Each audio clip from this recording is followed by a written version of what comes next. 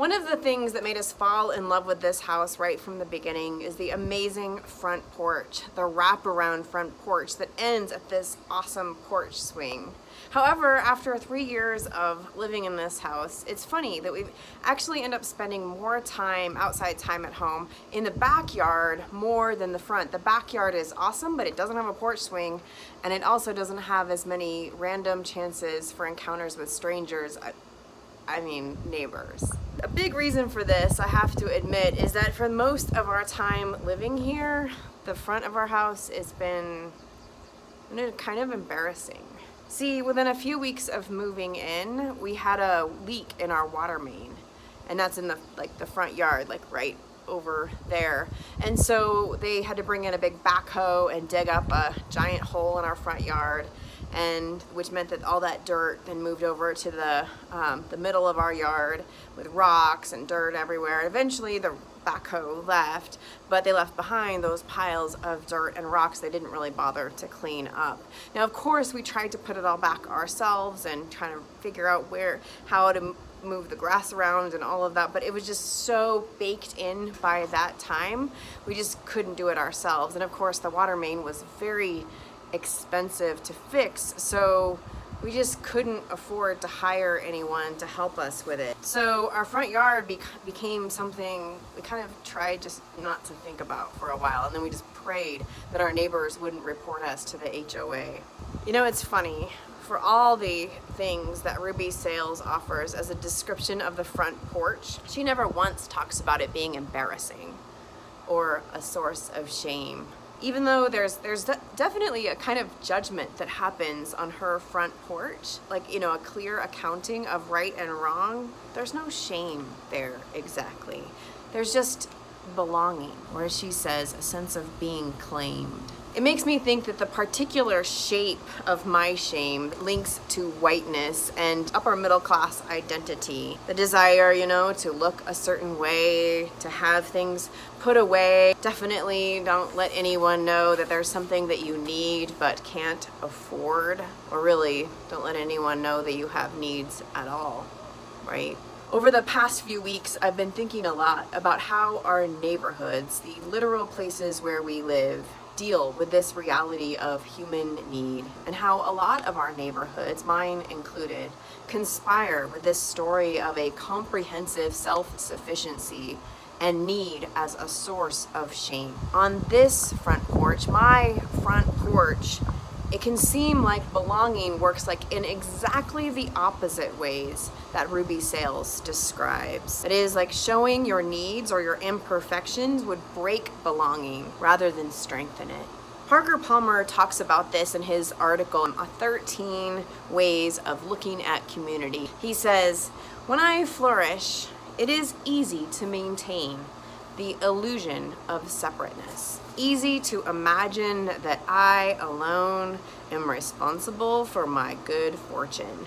Often it just takes your life going a little bit off track or a lot off track. Some experience where your need is made just a little more obvious.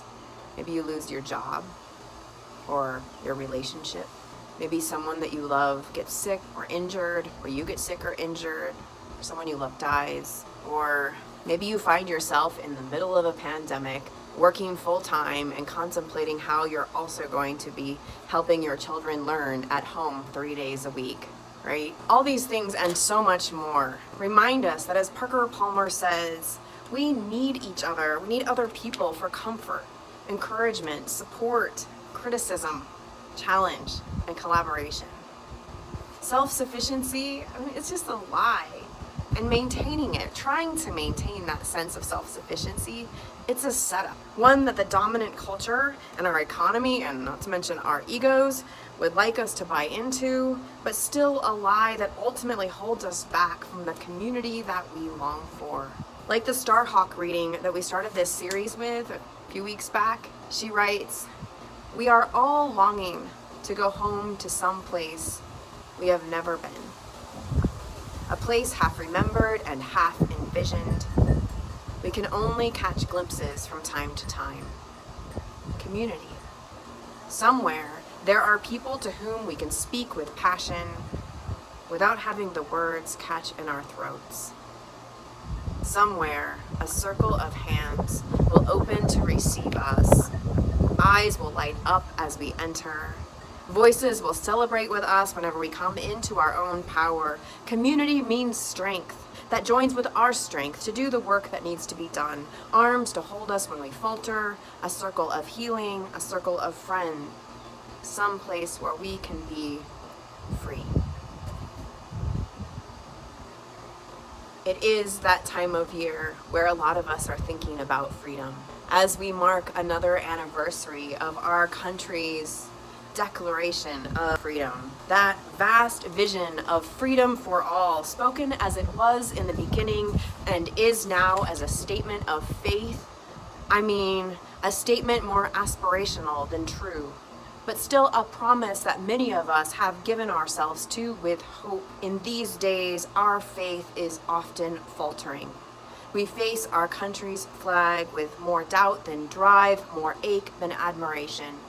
As Bill Moyers writes, the reigning presumption about American experience is grounded in the idea of progress, the conviction that the present is better than the past and the future will bring even more improvements.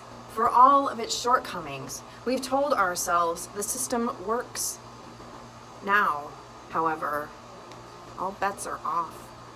A mass resignation defined as believing in the dogma of democracy on a superficial public level, but not believing in it at all privately.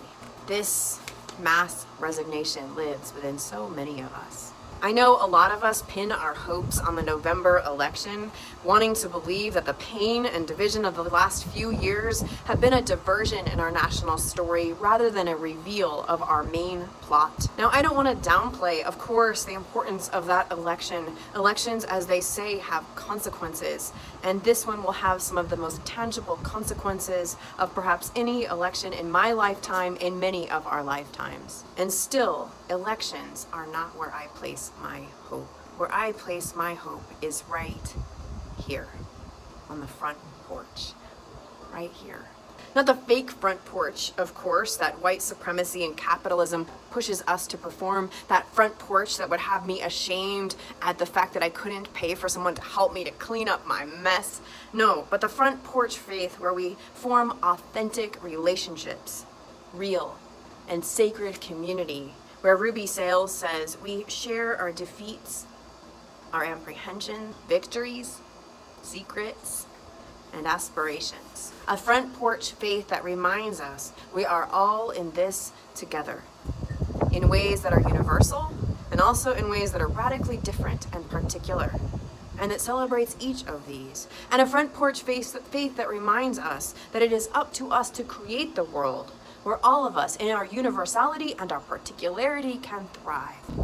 When Ruby Sales describes the front porch, she's of course talking about a literal front porch, as well as a metaphorical way of being together. Both of these are important as we build and rebuild our nation and a common life grounded in the common good. What I mean is, like Sean said a couple weeks ago, we have to start here. I mean, like literally here. Because as Parker Palmer writes, community is not a goal to be achieved, it's a gift to be received.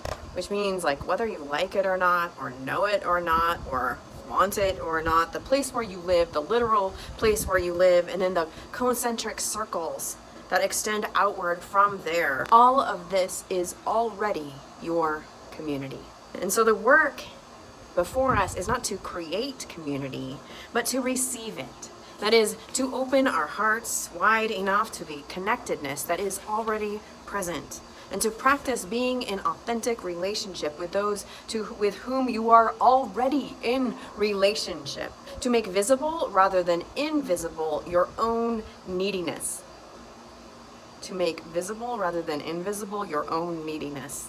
And to respond to the messiness and vulnerability that's present in you and in others with compassion and generosity. To care for more than your own children. To know each other well enough and to have a sense of each other's commitment to your common good and shared human flourishing that you can call each other in when you fall off track. Now, this is not necessarily about creating intimacy. It's about instead being intentional about our already existing connectedness. As Palmer also says, his definition of community is, this is a quote, that place where the person you least want to live with always lives.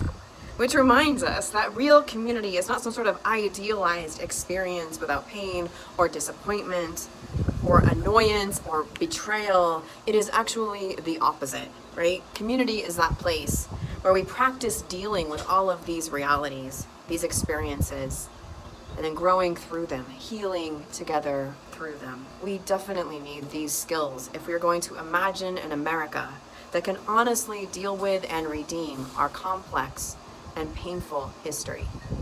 A history that, as Tom said in his video, is also our present, starting not in like Minneapolis or in Atlanta or even in Aurora, but rather where we are, starting here in Fort Collins, starting in Loveland, starting in Wellington, starting in the very place that you live. We need to get out on the front porch of our own neighborhoods and learn and pass on the important stories that shape both who we are today, who's here and who's not, and why, and who we are going to become. And then with this as our grounding, we can manifest this way of being as a vision and a way of life for us all. One of my teachers, the great civil rights leader, Dr. Vincent Harding, he used to say, when it comes to creating a multiracial, multi-ethnic, multi-religious, democratic society, we are still a developing nation. What I appreciate about this is that it reminds us that we're just beginning. We're beginners. We are still learning, and learning requires mistakes and failures and imperfections, and learning and unlearning also requires that in the face of these experiences, we keep trying. It is not too late for us to find ourselves on the front porch and to live out a front porch faith. And it is faith that we need here, because we're not always going to see the results that we're aiming for, right? I mean, there's no quick fixes on the porch. There's just relationship.